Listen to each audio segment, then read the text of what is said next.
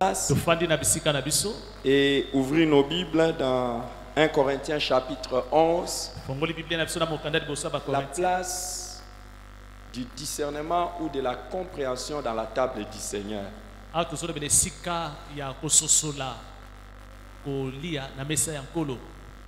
Quelle est l'importance de la compréhension ou du discernement dans la table du Seigneur?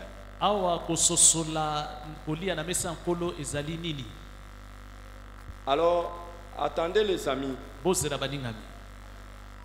Dans la Bible, il y a des histoires. Mais dans la Bible, il y a aussi des mystères. Est-ce que quelqu'un m'entend? Il y a des histoires et il y a des mystères. Quand on parle d'une histoire, vous pouvez avoir une certaine connaissance des faits.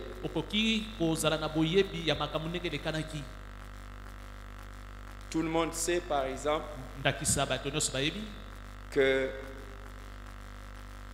le Seigneur Jésus a instauré la Sainte Seine, la communion. Mais l'apôtre Paul nous fait comprendre quelque chose. La lettre tue, mais l'esprit vivifie. Donc, la simple lettre connaissance comme cela, ça ne suffit pas. Vous avez besoin de la révélation. Vous avez besoin de comprendre. Et un mystère, c'est quelque chose de simple, mais derrière lequel est cachée une grande réalité ou une grande vérité. Par exemple, Jésus donne une parabole. Il dit, un homme était sorti pour s'aimer. Il a jeté la semence. La première semence est tombée sur les sols pierreux. L'autre est tombée sur les épines. Et l'autre sur le chemin. Et l'autre sur une bonne terre. Et il donne une explication naturelle. Mais il appelle cela le mystère du royaume de Dieu. Pourquoi? Parce que derrière cette simple histoire, il y a des vérités importantes. Par exemple, derrière cette parabole, Jésus était en train de montrer que tous ceux qui se disent convertis ne sont pas des vrais. Est-ce que vous saviez ça? Est-ce que vous saviez ça? On parle toujours de cette parabole comme une parabole pour savoir comment les gens reçoivent la parole de Dieu. Or, cette parole nous montre que tout le monde reçoit la parole de Dieu. Mais cette parole ne produit pas le même effet chez tout le monde. Dites Amen. Parmi vous tous qui avez dit Amen, le mystère est que certains, après avoir dit Amen, le diable viendra voler cette parole. C'est ça le mystère. Et un autre mystère est le fait que même parmi ceux qui reçoivent la parole, il y en a, dès qu'il y aura un peu de tribulation, ils vont abandonner la parole. Mais vous voyez, il a raconté une simple histoire, mais derrière laquelle il y a un mystère, qui cache un mystère. Et quand Jésus donne la Sainte Seine, il dit, prenez le pain, partagez. Prenez la coupe, partagez. Derrière cela, il y a un mystère. Et l'apôtre Paul nous dit dans le verset 29, celui qui mange le pain ou qui boit la coupe sans discerner le corps et le sang de Jésus, mange et boit un jugement contre lui-même. Donc c'est toi-même qui te juges et tu te châties toi-même. Et il ajoute au verset 30, c'est pour cela qu'il y a parmi vous beaucoup d'infirmes et de malades et qu'un grand nombre sont morts. Donc l'apôtre est simplement en train de dire que parce que certains mangent le pain, boivent la coupe, sans discernement, sans compréhension, c'est pour cela que certaines personnes sont malades parmi vous, sont infirmes, et d'autres sont même morts. Donc, le discernement et la compréhension est quelque chose de très important. Nous avons lu dans les psaumes, ici Dieu parle d'une certaine catégorie de ses enfants. Et il dit, ils n'ont ni savoir ni intelligence. Ils marchent dans les ténèbres. Une personne qui n'a pas la compréhension, une personne qui n'a pas l'intelligence ou le savoir, c'est une personne qui marche dans les ténèbres. En fait, tu ne sais pas qu'est-ce que tu fais. Dans la Bible, quand tu fais des choses sans compréhension, plonge dans les ténèbres. Et il dit, tous les fondements de la terre sont ébranlés parce qu'ils n'ont ni savoir ni intelligence. Et écoutez ce que Dieu dit. J'avais pourtant dit, vous êtes des dieux. Vous êtes tous des fils du Très-Haut. Ils n'ont ni intelligence ni savoir et ils sont plongés dans les ténèbres. Et pourtant Dieu avait dit, vous êtes des dieux. Vous êtes les fils du Très-Haut. Cependant, vous mourrez comme des simples hommes. Et vous tombez comme un prince quelconque. Ce que Dieu est en train de dire, que si vous aviez l'intelligence, si vous aviez le savoir, bref, si vous aviez le discernement ou la compréhension, vous ne pouviez pas mourir comme n'importe qui. Et vous n'alliez pas tomber comme des princes quelconques. Non. Vous êtes des dieux. Vous êtes tous des fils du Dieu Très-Haut. Mais qu'est-ce qui fait que l'on tombe? Comme l'apôtre le dit, manque de discernement, manque de compréhension.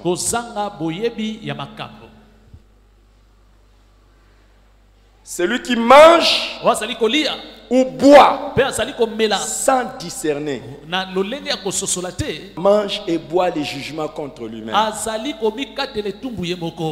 Je vais vous montrer les dangers dans deux facettes. Je commence d'abord par les côtés négatifs et je vais vous montrer les côtés positifs. Les côtés négatifs.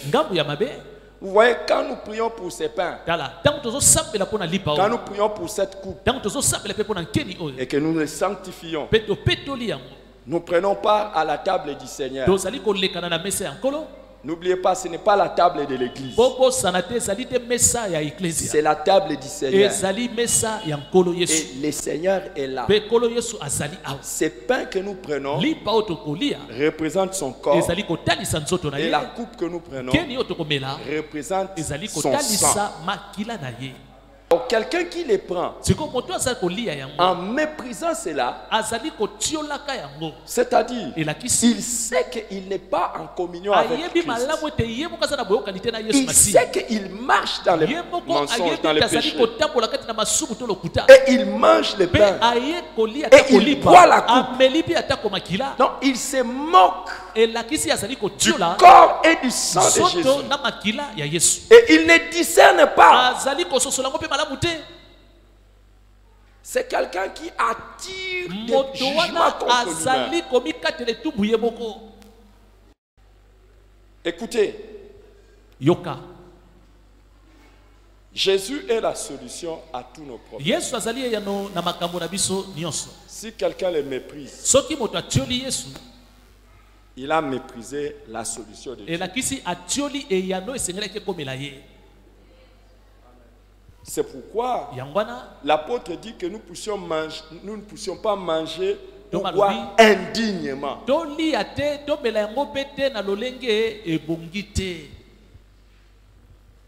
Et entre autres, c'est la raison pour laquelle chaque fois avant de prendre la Sainte Seine, il est convenable de partager la parole de Dieu. Pour que tout le monde ait la compréhension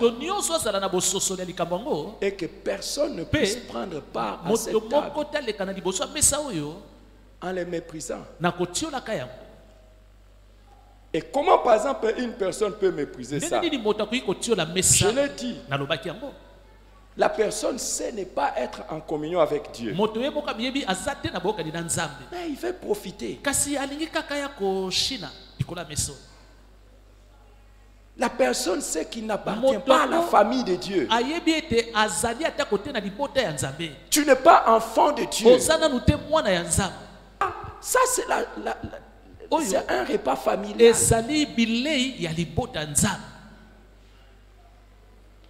C'est un repas familial.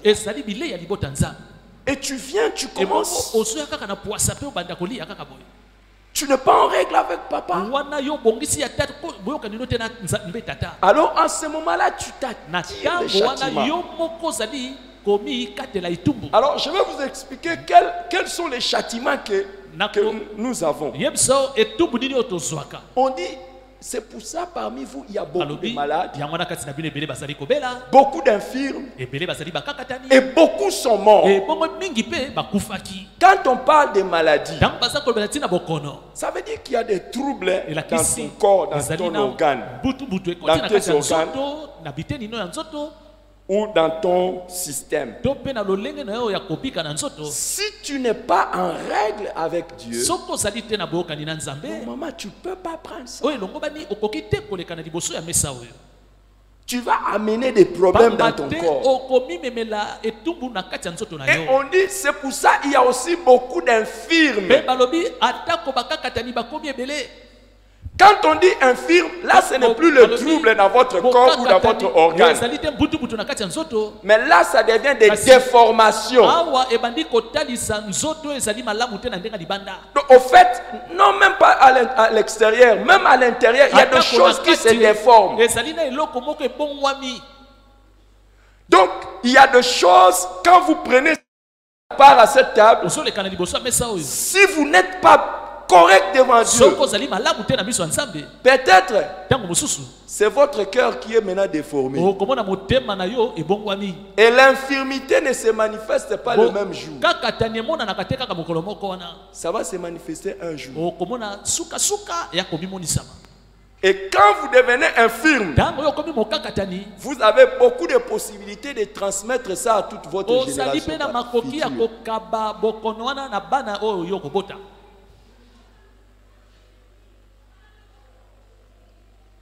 Ça, c'est pour des chrétiens qui prennent à la légère. Et d'autres sont morts. Donc vous prenez pas. Non, c'est la Sainte Seine. Et puis, le processus de la mort commence. C'est pour ça le psalmiste dit ils n'ont ni savoir ni intelligence.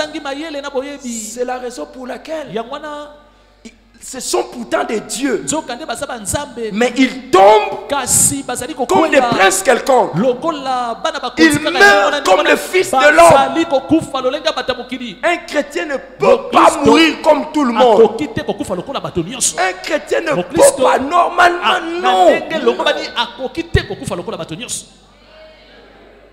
C'est un manque de discernement. Je tourne maintenant de l'autre côté. Le manque de compréhension peut vous priver maintenant de bonnes choses. Normalement, quand vous discernez le corps de Christ, quand vous discernez le sang de Christ, et que vous avez la compréhension de ça, et que vous mangez avec pleine compréhension, vous ne pouvez pas tomber malade. Et si vous aviez des infirmités, ça serait guéri. Et si la mort était en train de vous poursuivre, si vous avez la compréhension, le fait de prendre part à ça règle les problèmes. Ça stoppe la mort. C'est pour ça qu'on appelle cette table table de malédiction ou de bénédiction. Ça dépend de la manière dont tu t'approches. Si tu t'approches de la bonne manière, il y a des choses qui vont arriver. Jésus a dit, vos pères ont mangé de la manne, mais tous sont morts dans le désert. Mais il dit, voici, je suis là. Moi, je suis le pain qui est descendu du ciel.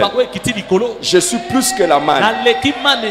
Quelqu'un qui discerne le corps de Jésus, quand il mange ce corps, il va être comme par exemple Josué et Caleb, qui avaient la foi dans ce qu'ils mangeaient. Ils avaient la foi en Dieu.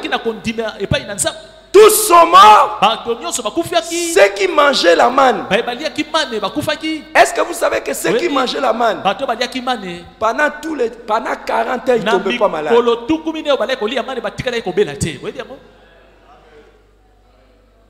Et ils vivaient des miracles.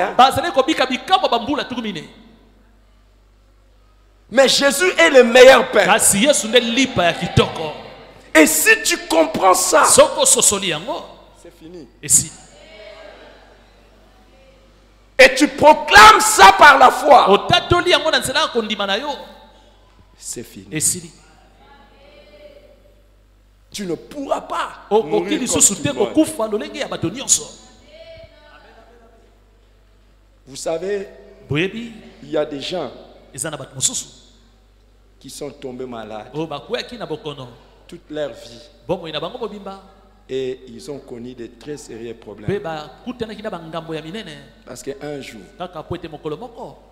ils avaient une diminution de sang. Et on leur a fait une transfusion. Mais le sang qu'on leur a donné n'était pas le bon sang. Et ça a créé des problèmes. Mais la coupe que nous prenons, c'est la communion du sang de Jésus. Et mettez-vous dans cette compréhension que le sang de Jésus est en train d'entrer dans votre vie. Quel effet ça va faire si vous aviez la compréhension? Vous devriez savoir que ça n'apporte que les meilleures choses. Et s'il y avait quelque chose déjà en toi, le Seigneur le Tout-Puissant est capable de changer ça. Et quand Jésus a institué la Sainte Seine à la Pâque. Chaque fois qu'on voyait le sang de l'agneau, l'ange destructeur sautait. Si nous prenons cette table avec discernement, vraiment avec discernement, les anges destructeurs de vie vont nous regarder et ils vont sauter. Là, il y a la marque du sang. Là, il y a la marque du sang. Nous allons incliner nos têtes dans la prière. Que chacun se juge. L'apôtre dit que chacun s'examine.